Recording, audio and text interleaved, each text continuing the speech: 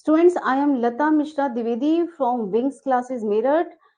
Students, आज का हमारा जो टॉपिक है वो केवीएस पेडागोजी के लिए है और आपका जो फर्स्ट यूनिट है अंडरस्टैंडिंग द लर्नर, इसमें फर्स्ट यूनिट के फर्स्ट क्वेश्चन में एक बहुत ही इंटरेस्टिंग सा टॉपिक है। टॉपिक का नाम है डेवलपमेंटल टास्क एंड चैलेंजेस। आज हम इस वीडियो में इस चीज को डिस्कस करने वाले हैं। जुड़ जाइए स्टूडेंट्स फटाफट से। बहुत ही इंटरेस्टिंग टॉपिक और बहुत ही खूबसूरत सिलेबस इस बार केवीएस वालों ने आपको दिया है। आइए समझने की कोशिश करते हैं कि क्या है हमारी जिंदगी के डेवलपमेंटल टास्क और चैलेंजेस। हालांकि मैं समझाऊं आपको, ऐसा बिल्कुल नहीं है। ये वो सारी चीजें हैं जो जिंदगी में आप झेल भी रहे हैं और इन्हें समझते भी हैं।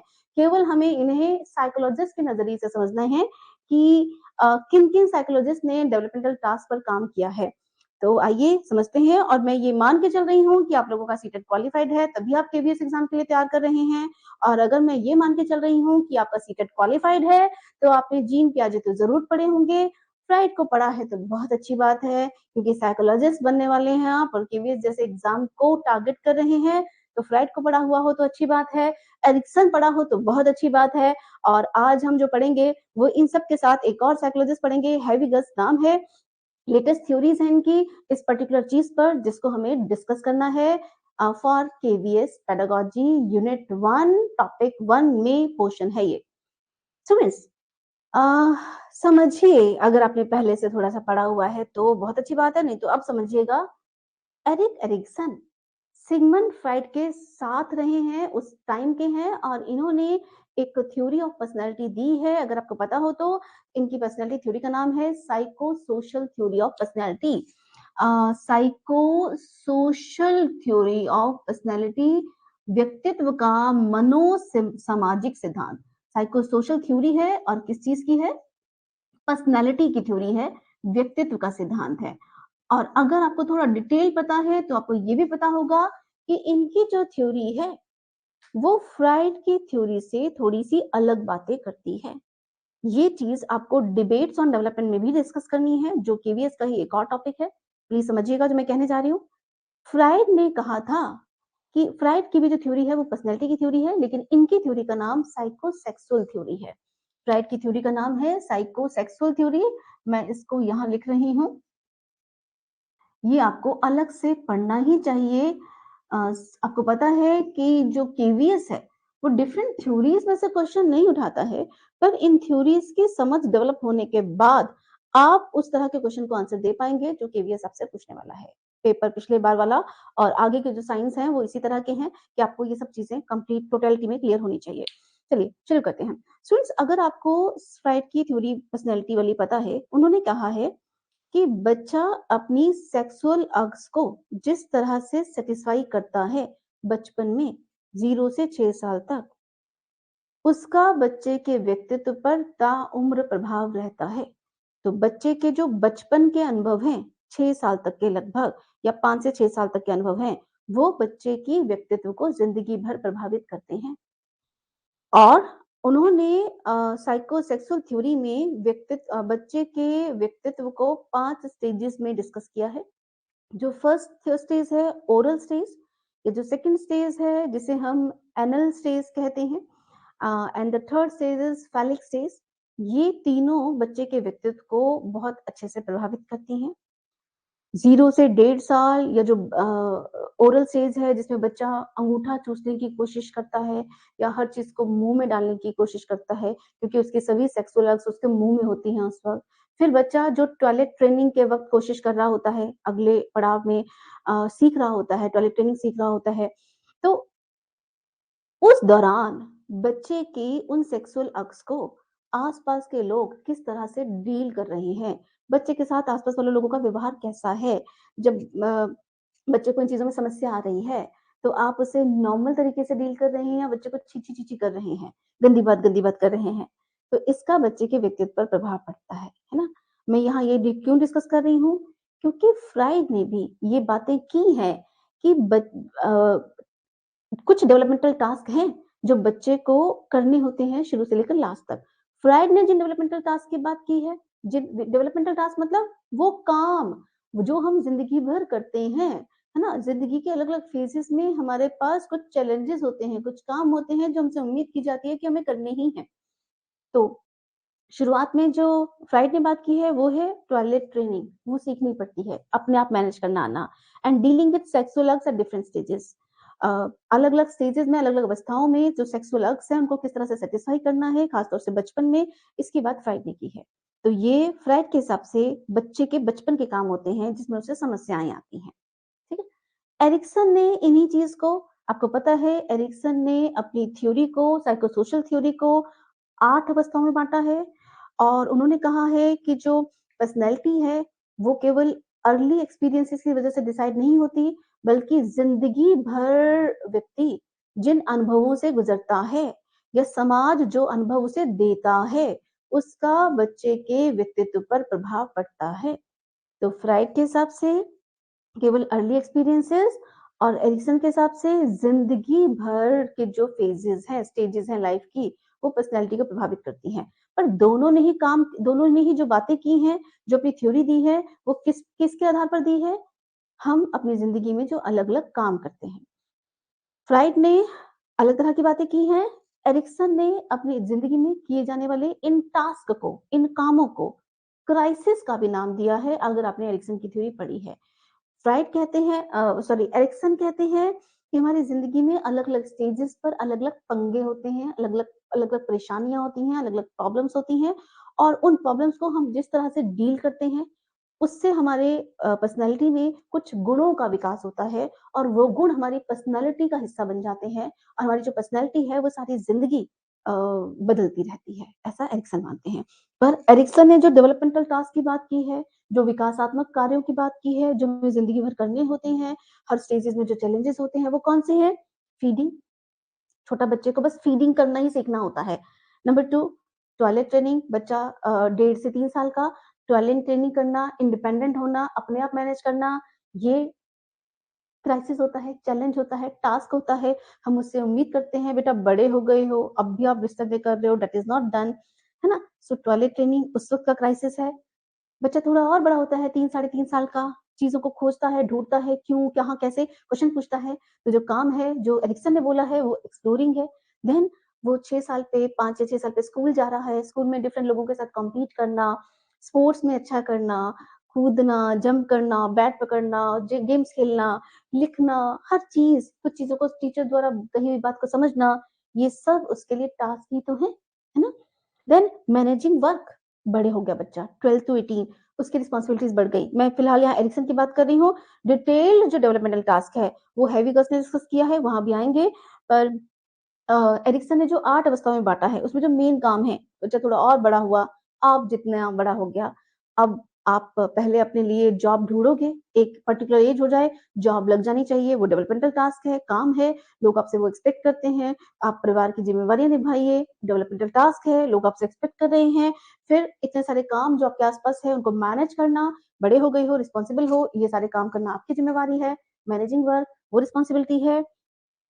बच्चों की परवरिश करना, उनको बड़ा करना, पेरेंटिंग को करना मतलब अच्छे माता-पिता के रोल को प्ले कर पाना, ये एरिक्सन के हिसाब से डेवलपमेंटल टास्क हैं। इनकी थ्योरी अलग है, थ्योरी कहीं न कहीं इन कामों को करते हुए इन कामों को हम जिस तरह से अंजाम दे पाते हैं अ, उसका हमारे व्यक्तित्व पे जो प्रभाव पड़ता है, एरिक्सन की थ्योरी उससे रिलेटेड है, लेकिन बात इन्होंने भी डेवलपमेंटल टास्क की है। आई बिलीव आपको समझ में आई होंगी कुछ बातें। अब जब हम बात करते हैं प्याजे की थ्योरी तो आई बिलीव आप सब लोगों ने पढ़ी होगी, है ना? तो जो प्याजे की थ्योरी स्टूडेंट जो आपने पढ़ा हुआ है पढ़ी हुई है, उसमें ये तो सीटेट में थी, उसमें था आपको क्या क्या याद था? प्याजे ने कहा था बच्चा अवस्थाओं में सीखता है और बच्चा शुरुआत के 2 साल में कुछ एक चीज़ों को प्राप्त कर लेता है, मतलब कुछ एक चीज़ें सीख लेता है। जैसे ऑब्जेक्ट परमानेंट होते हैं, वस्तु स्थायी होती है। स्ट्रेंजर एंड एंग्ज़ायटी, अजनबियों के प्रति एक जो उसे हेजिटेशन होती है, वो उसको दूर करना सीख जाता है। ये भी उसके लिए टास्क है। फिर पियाजे की अलग-अलग स्टेजेस में, आपको पता है 7 से 11 वाली अवस्था में पियाजे ने बच्चे से बहुत सारी उम्मीदें की हैं कि बच्चा चीज़ों को क्लासिफ़ाई करना सीख जाता है, वर्गीकृत से करना सीख जाता है, अपनी अलमारी सँभालना सीख जाता है, चीज़ों को कैटेगराइज़ कर पाता है, सीरीज़ में लगा सकता है। मैंने कुछ काम लिखे हैं यहाँ, कुछ नहीं लिखे लेकिन बहुत सारे काम।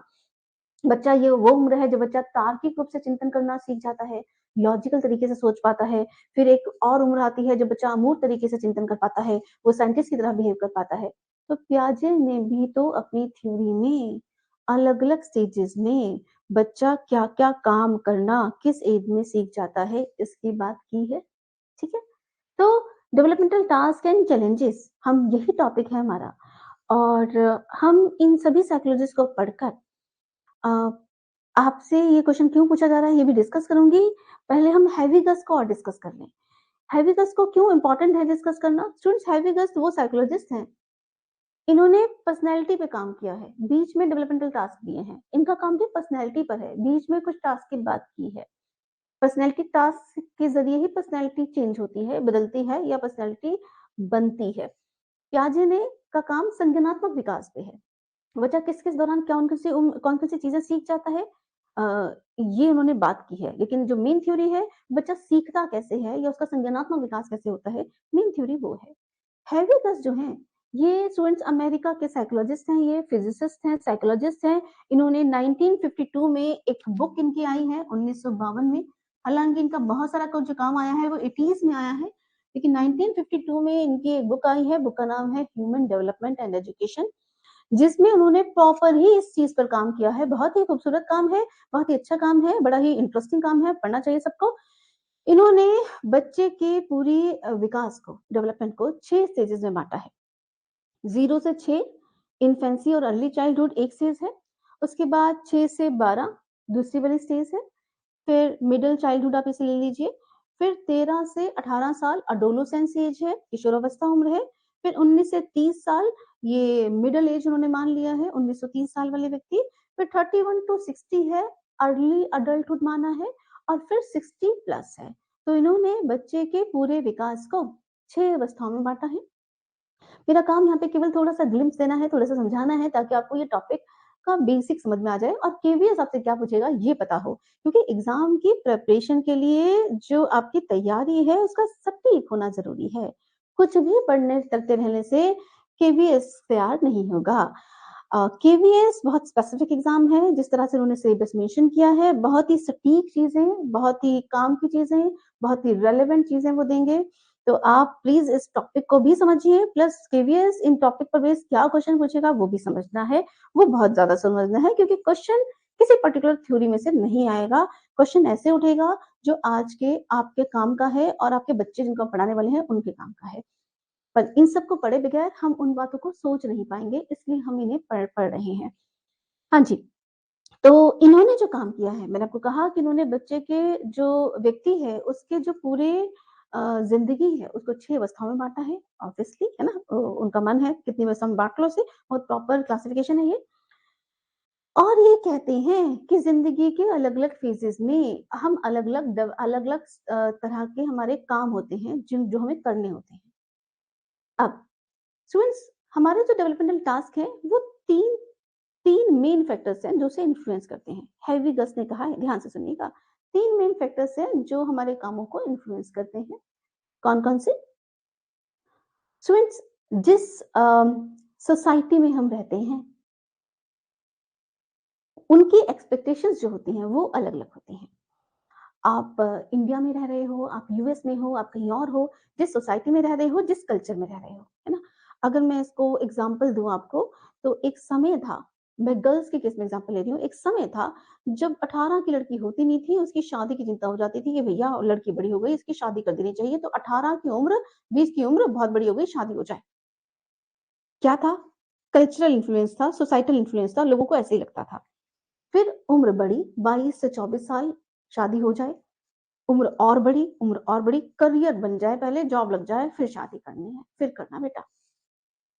क्या किस चीज़ का इन्फ्लुएंस है?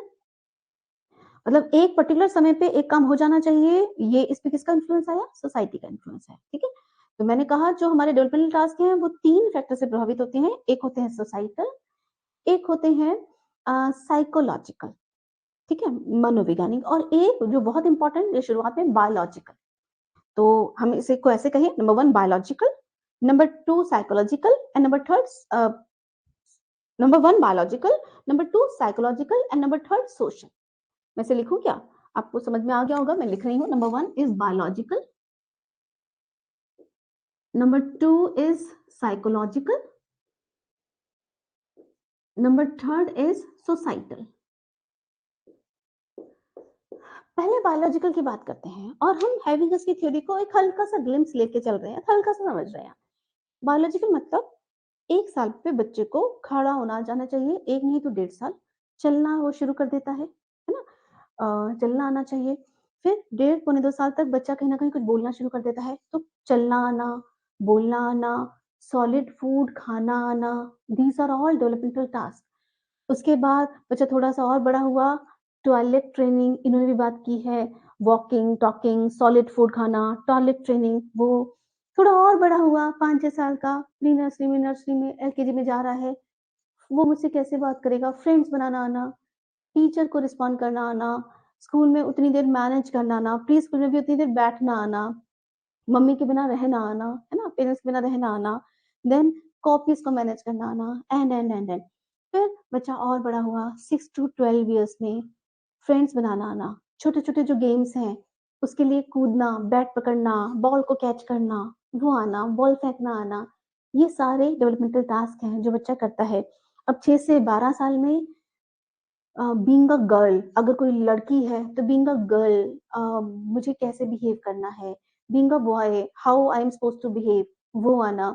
देन अ, स्कूल्स के प्रति एक जो एटीट्यूड होना चाहिए, टीचर सामने है तो जो एटीट्यूड होना चाहिए, आंटी अंकल खड़े हैं तो उनसे कैसे बात करनी है, तो सोसाइटी के प्रति आपका एटीट्यूड क्या है या आपको कैसे बिहेव करना है, वो सब आपसे उम्मीद की जाती है।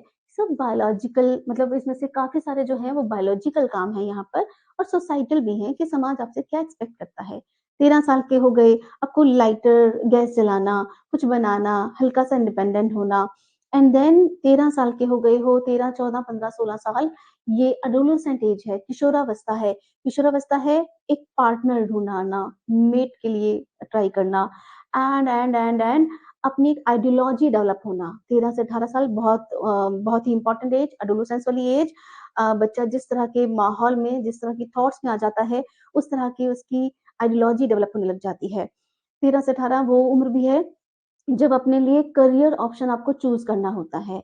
तो अपने लिए एक एक करियर के लिए तैयारी करना, फैमिली लाइफ़ के लिए भी तैयारी करते हैं, करियर के लिए भी तैयारी करते हैं, लोगों की एक्सपेक्टेशंस पे भी खरा उतरने की कोशिश करते हैं, समाज की अपेक्षाओं पे भी खरा उतरने की कोशिश करते हैं, और अपनी बॉडी भी काफ़ी सारे चेंजेज़ आ रहे होते हैं, हार्मोनल चेंजेज़ एंड ऑल, तो उनको भी एक्सेप्ट करना आना, उनको भी स्वीकारना आना कि भई मैं पतला हूँ, लंबा हूँ, मोटा हूँ, व्हाटएवर, तो उन्हें भी स्वीकारना आना। फिर 19 से लेकर 30 साल, finding a job, being responsible, family शुरू करना, एक घर बनाना, बच्चों की रियरिंग करना, एक पहला पहला बेबी प्लान करना, फिर उनका पालन-पोषण करना, एंड देन आगे आते-आते पेरेंट्स के प्रति थोड़ा रिस्पॉन्सिबल होना, एंड ये इन 19 टू 30 वाले कामों के बाद वो 31 टू 60 अर्ली अडल्टहुड, करियर में आप एक मुकाम तक पहुँचे हो कि नहीं पहुँचे हो।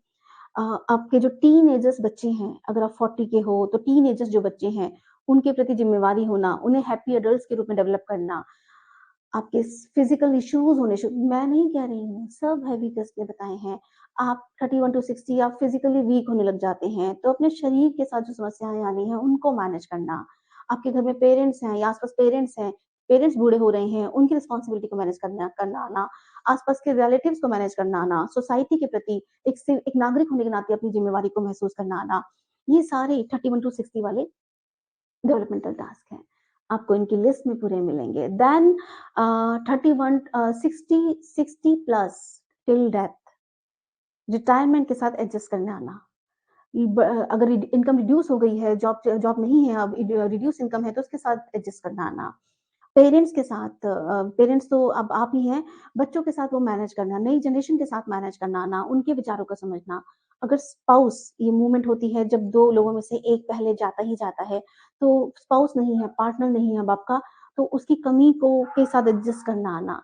एंड वो जो फिज़िकली आप बहुत वीक हो चुके हो, बहुत सारी बीमारियाँ, problems, issues, old age problems होती हैं, उनके साथ मैनेज करना आना। So these are developmental task. Students, हेविगस ने जो रिसर्च की है वो अमेरिका पे की अमेरिकन मिडल अमेरिकन्स जो लोग हैं उन पर की है। थोड़ा-सा लोअर बैकग्राउंड वाले लोग भी लिए हैं और थोड़े से हाई बैकग्राउंड वाले भी लोग भी लिए हैं, लेकिन जो मेन रिसर्च है वो मिडल क्लास जो अमेरिका है उस पे की है। ये थ्योरी वहाँ की है। आपको इस थ्योरी के हिसाब से केवल आइडिया लेना है। आप अपनी ज़िंदगी के डेवलपमेंटल टास्क देखिए कि फिलहाल आपके कौन से डेवलपमेंटल टास्क हैं और आपको ये थ्योरी क्यों पढ़ने के लिए कहा गया है। आप अगर केवीएस में टीचर बनने का सोच रहे हैं, तो आपके पास जो वहाँ बच्चे हैं 6 से लेकर 14 साल के या 6 से लेकर 15 साल के, तो उन बच्चों को ज़िंदगी में उस मोमेंट पे क्या चैलेंजेज़ होते हैं, क्या डेवलपमेंटल टास्क होते हैं और क्या सभी लोग उन डेवलपमेंटल टास्क को प्रॉपर तरीके से मैनेज कर पाते हैं? नहीं, इश्यूज़ होते ही होते हैं। तो बीइंग अ टीचर क्या आप उनके वहाँ साथ खड़े हैं? आप उनको क्या उन्हें मैनेज कर पा रहे हैं? क्या आप अपनी ज़िंदगी में भी कुछ एक डेवलपमेंटल टास्क हैं जो इस वक़्त आपके हैं? बालो कुछ एक चीज़ें सोसाइटल हैं, सोसाइटी की आपसे एक्सपेक्टेशंस हैं। कुछ एक आपके साइकोलॉजिकल पैशन्स हैं कि मुझे ज़िंदगी में ये करना है। क्या आप अपनी उम्र के हिसाब से, बायोलॉजिकली अपनी उम्र के हिसाब से वो सारे कामों को कर पा रहे हो? कर चुके हो जो आपको इस उम्र तक करने चाहिए थे या नहीं? प्रॉब्लम्स हैं, जॉब्स नहीं हैं। जॉब होती, जॉब लग जाती तो शायद मैरिज भी हो चुकी होती या वर्क और लाइफ अगर मैरिज हो चुकी है, तो क्या जो चीज़ें हैं, वो सब ठीक चल रही हैं या कुछ काम हैं, कुछ डेवलपमेंटल टास्क हैं जो फिलहाल आपको करने हैं, अपने लिए पहचान बनानी है या व्हाटएवर लाइफ ज़िंदगी को सिक्योर करना है, लाइफ को सिक्योर करना है, बच्चों को परवरिश करनी है। सो इनसे केवल आइडिया लेना है आपको। एग्ज़ाम में क्वेश्चन पर्टिकुलर थ्योरी में उन्होंने क्या कहा वो नहीं पूछा जाएगा। आपको खुली समझ से वहाँ जो पूछा जाएगा जिस तरह का भी क्वेश्चन उसको आपको आंसर देना होगा। आई बिलीव स्टूडेंट्स आपने एन्जॉय किया होगा। अगर आप चाहते हैं कि मैं वंस अ व्हाइल इस तरह की वीडियोज़ लेकर आऊँ तो प्लीज़ चैनल को लाइक सब्सक्राइब कीजिएगा क्योंकि जब आप लाइक सब्सक्राइब करते हैं थोड़ी-सी मोटिवेशन मिलती है और हम इस तरह की वीडियोज़ लेकर आने की कोशिश करते हैं। Thank you, students. Any problems are always very welcome. Thank you so much.